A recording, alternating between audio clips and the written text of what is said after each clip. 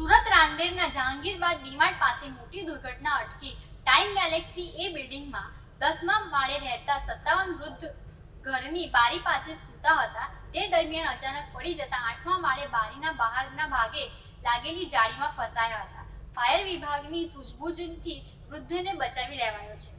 જહાંગીરાબાદ ડીમાર્ટ નજીક time Galaxy એ બિલ્ડિંગમાં એક 57 વર્ષીય વૃદ્ધનું જોખમી રેસ્ક્યુ કરવામાં આવ્યું હતું. આ ઘટના દરમિયાન 10મા માળ પર રહેતા વૃદ્ધ તેમના ફ્લેટની બારી પાસે સૂતા હતા. અચાનક તેઓ પડી ગયા અને 8મા માળની બારીના બહાર ભાગે લાગેલી જાળીમાં ફસાઈ ગયા.